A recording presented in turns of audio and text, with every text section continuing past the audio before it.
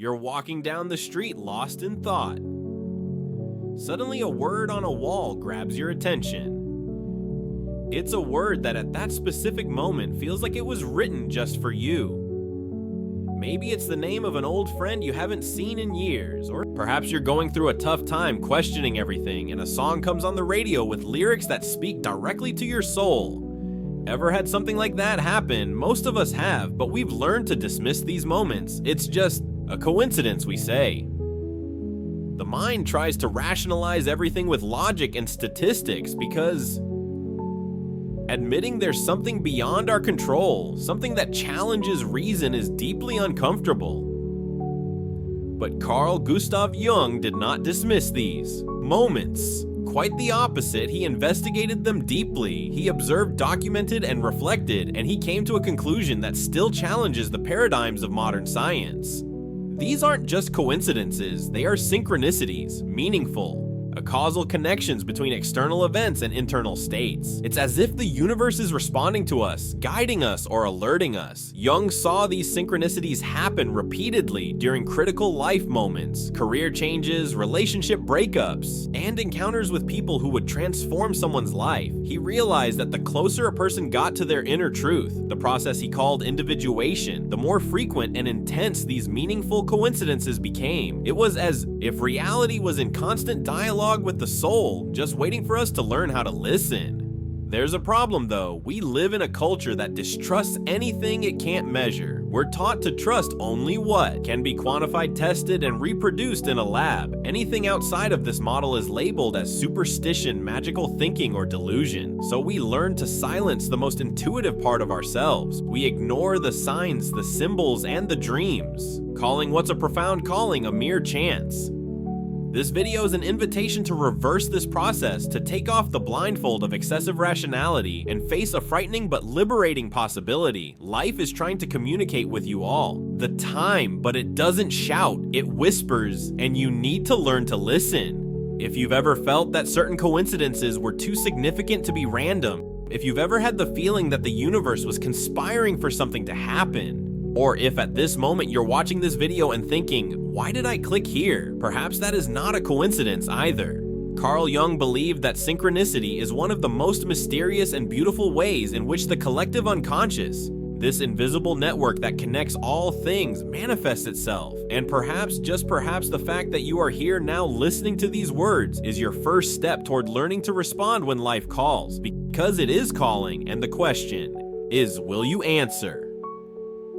Understanding synchronicity versus causality, Jung wasn't an ordinary man. He wasn't satisfied with understanding the human psyche solely through Cartesian logic or the limits of neuroscience. Jung delved deep into territories that traditional psychology avoided: dream symbols, mythology, alchemy, and religion. It was precisely in this dive that he encountered synchronicity, unlike causality, which is the idea that every effect has a linear and predictable cause. Synchronicity breaks this logic. According to Jung, there are events that happen simultaneously with internal psychic states without a causal connection between them, but whose joint occurrence carries a profound meaning for the individual experiencing them. It's as if the inner world and the outer world align momentarily to convey a message, a code, a call. Jung referred to this as a causal events laden with meaning. He was not talking about superstition or magic. He was speaking of something he observed countless times in his practice. A famous example is the story of a highly rational patient who was stuck in therapy. She was skeptical, inflexible, and mentally rigid. During a session, she told Jung that she had dreamed of a golden scarab, a symbol of rebirth and transformation in ancient Egypt. As she described the dream, a tapping noise was heard at the window. Jung got up, opened the window, and there it was, a golden green scarab beetle, an insect rarely found in that region, trying to enter Jung. Took the insect and handed it to the patient, saying, "Here is your scarab." That woman, who had previously been inaccessible, was in shock. The coincidence was so absurd, so laden with personal meaning, that it broke her rational armor, and that was where the process of transformation truly began.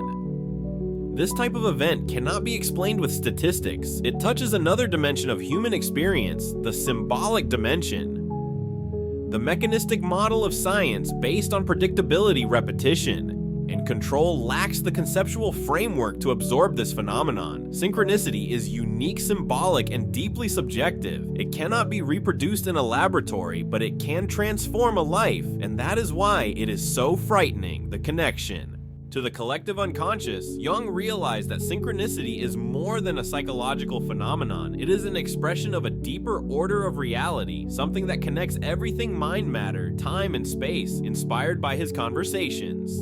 With physicist Wolfgang Pauli, one of the founders of quantum mechanics, Jung began to consider that perhaps the universe is not made up solely of matter, but also of meaning. And this meaning manifests not only in what happens, but also in when. How it happens. This thought was, and still is, revolutionary. It removes the human being from the role of passive observer of the world and places them as part of a dynamic and interconnected system where external events can reflect internal states. And the universe can respond to the individual psyche. Jung was not proposing a new religion. He wanted people to observe, perceive, and feel, to let go of automatic skepticism and consider the possibility that there is a deeper intelligence operating behind the scenes of reality. This is what bothers modern science the most, the idea that not everything can or should be explained rationally. Some experiences exist to be lived, not dissected, and that is precisely what synchronicities offer us. A direct experience with the mystery, a glimpse of something greater than ourselves, a chance to feel that life is leading us somewhere, even if we do not know exactly where. Synchronicity and life's transitions. When do these signs appear? How can we know if we are facing a synchronicity or just an ordinary coincidence? That's where things get even more interesting. Jung realized that synchronicities intensify precisely when we are about to change course. There are moments in life when everything seems on the verge of a break. You feel a strange restlessness as if something is about to happen. The things that once made sense start to feel empty. People disappear. Others appear out of nowhere. The job that seems stable begins to bother you. The relationship that felt secure starts to shake. Deep down, you feel that you're being pushed out of an invisible comfort zone, even if you don't yet know where you're going. It's precisely in these moments that synchronicities begin to emerge. Strongly like flashing lanterns on a dark road, they don't tell you exactly what to do, but point out that there is something to be perceived. Jung observed that these meaningful coincidences tend to multiply during periods of transition, when a new phase of life is about to begin, when we are ready to meet someone who will change our trajectory, or when a forgotten part of ourselves is about to awaken. Imagine someone who is going through a deep crisis, feeling lost one day for no apparent reason. They decide to enter a bookstore they have never visited. Inside, they feel an inexplicable urge to pick up a random book.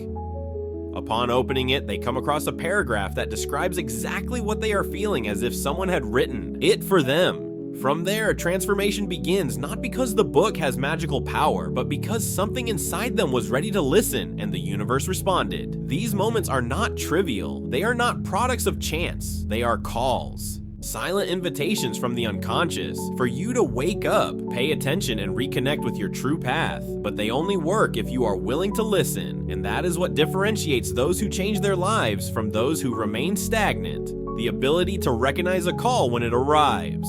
The cult of logic. The problem is that most people are deaf to this kind of language. The rational mind, trained to doubt everything that does not fit conventional logic, dismisses these signs as irrelevant. We lose our symbolic sensitivity. We do not learn to read the world as a mirror of our soul. It's like receiving love letters and never opening the envelopes.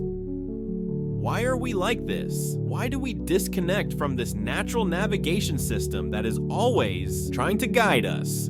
The answer lies in social conditioning. We have been taught to ignore everything that cannot be proven. We have learned to trust only in logic, reason and control, and in doing so we become blind and deaf to the oldest language of existence, the language of symbols, instinct, and intuition. The modern world has created a cult of logic. Everything that escapes objectivity is labeled as belief, mysticism, or delusion, but Jung clearly saw what this thinking ignores. There is a part of reality that cannot be explained with numbers, but is absolutely real. It is the territory of the symbol, the metaphor, and the archetype. It is there that the soul communicates with the world. Have you ever had a strong intuition that you should or shouldn't do something and ignored it? This is not failure, it is training. We have been conditioned not to trust ourselves, but even the most skeptical people, when faced with true synchronicity, feel that something, they may not admit it, but they feel it because the body knows the soul knows. Something within them remembers what it was like to live in tune with life.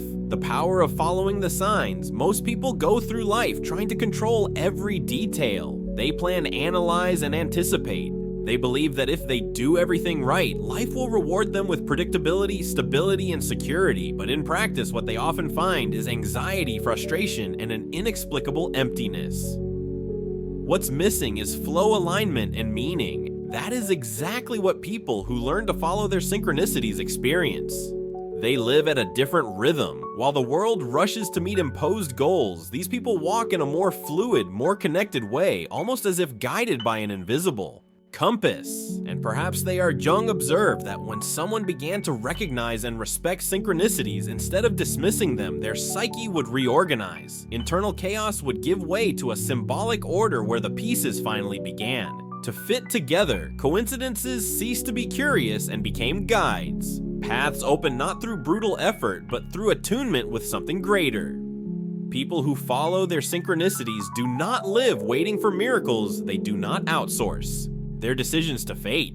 What they do is something much more powerful. They listen. They pay close attention to the symbols that arise in their lives. They take subtle impulses seriously. And it is in this space of listening that something surprising begins to happen. Life starts to respond. Opportunities arise from where there were none. People appear at the exact moment they are needed. Situations that seemed blocked become unblocked effortlessly. Jung wrote that whoever looks outside dreams. Whoever looks inside awakens. Synchronicities are the meeting point between the external and internal world. They are the bridge. When you cross this bridge, your life becomes less about making it work and more about noticing what is. You begin to trust in something that cannot be explained, but that can and must be lived. And here's the most powerful detail. The more you follow synchronicities, the more they appear. It's as if the universe says, now you are paying attention, so let me show you more. And it does, but how do you know if a coincidence is a true synchronicity and not just noise from the mind? Jung was careful. He didn't say that every coincidence had a hidden meaning. He claimed that some coincidences are so improbable, so precise, and so laden with psychic significance that ignoring them is to ignore the very soul trying to speak. Synchronicity doesn't require you to believe. It requires you to be present, to be attentive, because it happens whether you want it to or not. But it only changes your life if you are awake enough to see it. So how do you do this in practice?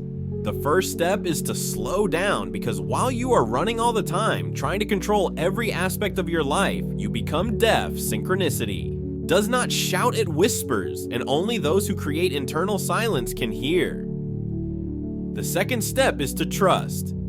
You have been conditioned to distrust everything that cannot be proven, but Jung invites you to trust in something deeper than reason. This brings us to the most important part of all responding, because noticing synchronicities without acting is like receiving an important letter and leaving it unopened. Life is calling you. It calls you through coincidences, encounters, impulses, and dreams. And you have two choices: to keep saying it's just chance, or to begin to live as someone who finally understood that nothing, absolutely nothing, is by chance. Tell me, when was the last time the universe spoke to you? Share your experience in the comments below. And if you found value in this, please hit subscribe and share this video with someone who needs to hear this message.